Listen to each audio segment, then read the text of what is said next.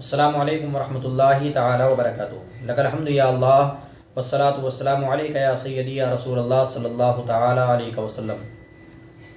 ناظرین کرام، مسائل حیات کے ایک نئے فقہی پروگرام میں آپ کا خیر مقدم ہے۔ امید ہے کہ آپ تمام حضرات خیر و عافیت سے ہوں گے۔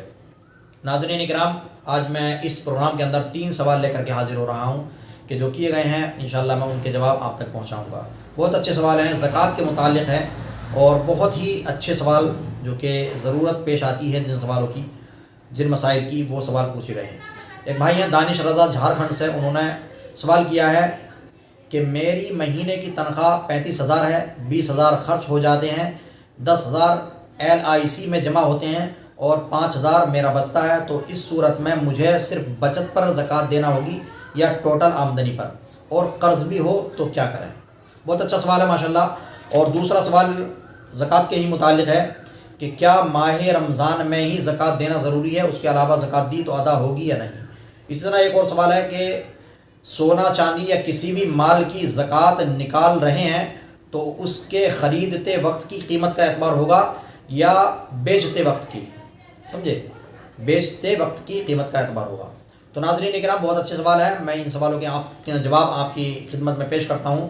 تو چلیے پہلے سوال کے طرف چلتے ہیں۔ پہلا سوال جو کہ کیا گیا ہے، دانش بھائی نے کیا جھارکھنڈ سے، کہ اگر آپ کی تنخواہ 35,000 ہے یا جتنی بھی ہے A to Z، کوئی متعین تنخواہ ضروری نہیں ہے بیان کرنا، لیکن سوال چونکہ اس طرح سے کیا گیا میں نے وہی ریپیٹ کیا ہے۔ بہرحال جس کی جتنی بھی تنخواہ ہو اس سے کوئی غرض نہیں ہے، جتنا خرچ ہو جاتا ہو اس سے بھی کوئی غرض نہیں ہے۔ بہرحال آپ کی جو زکوٰۃ بنتی ہے، آپ کو زکوٰۃ جو دینا ہے، مالک نصاب کو زکوٰۃ دینا ہے، وہ سال بھر جتنا جمع کیا ہے، خرچ کتنا ہوا اس سے کوئی مطلب نہیں، کمایا کتنا اس سے کوئی مطلب نہیں۔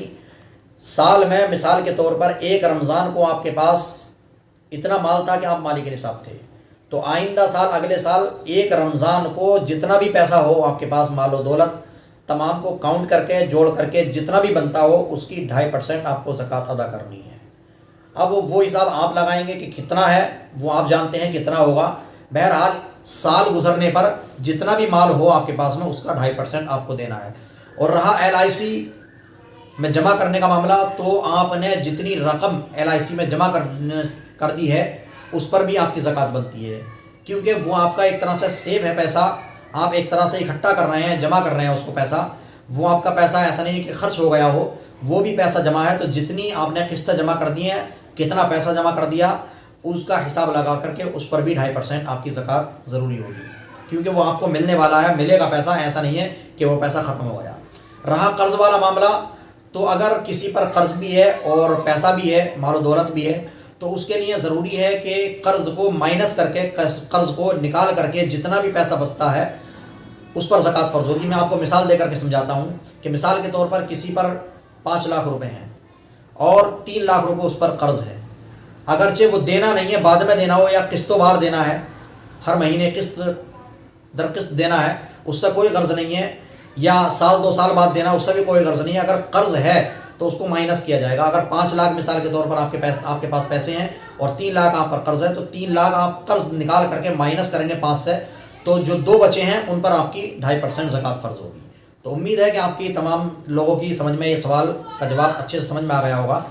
تو چلیے دوسرے سوال کے جواب کی طرف بڑھتے ہیں۔ دوسرا سوال کہ کیا ماہ رمضان میں ہی زکوٰۃ دینا فرض ہے، اس کے علاوہ اگر زکوٰۃ دی تو زکوٰۃ ادا نہیں ہوگی؟ تو دیکھیے میں آپ کو بتا دوں کہ بلا شبہ روزے کے دنوں کے علاوہ، رمضان کے مہینے کے علاوہ بھی جب بھی آپ پر سال گزر جائے آپ کے مال پر، تو آپ تبھی زکوٰۃ ادا کر سکتے ہیں اور زکوٰۃ ادا ہو جائے گی، اور سال گزرنے سے پہلے بھی آپ زکوٰۃ ادا کر سکتے ہیں، زکوٰۃ ادا ہو جائے گی۔ رمضان کا مہینہ خاص نہیں ہے۔ ہاں البتہ یہ ہے کہ رمضان کے مہینے میں زیادہ بہتر ہے، چونکہ اللہ رب العزت کے حبیب صلی اللہ تعالیٰ علیہ وسلم کا فرمان ہے کہ رمضان کے مہینے میں جو ہے تمام عبادتوں کا ثواب کئی گنا بڑھا دیا جاتا ہے۔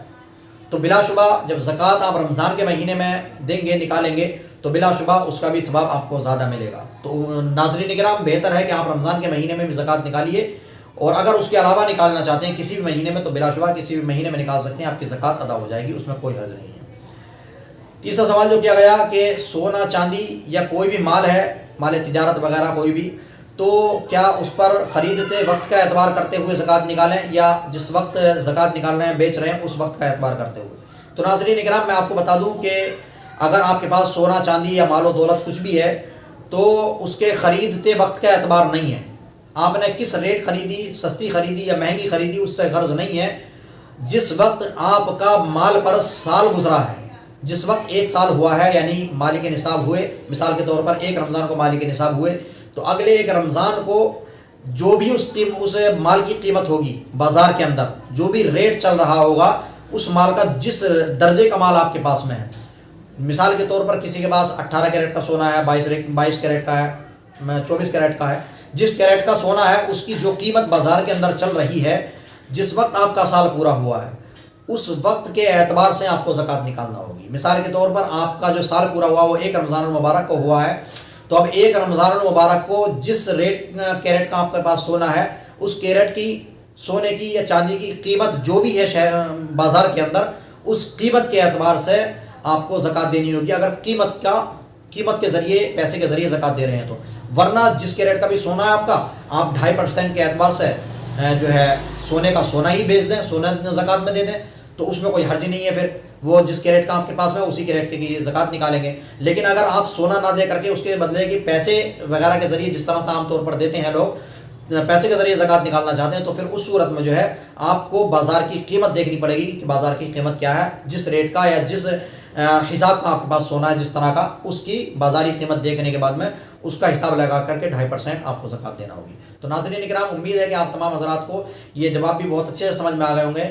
تو آپ لوگوں سے گزارش ہے کہ ان ویڈیوز کو اور ان سوال و جواب کے سلسلوں کو آگے ضرور شیئر کیا کریں تاکہ تمام دوست و احباب ان سے فائدہ حاصل کر سکیں. چلیے ملتے ہیں انشاءاللہ کسی اگلے پروگرام کے اندر، تب تک کے لیے خدا حافظ.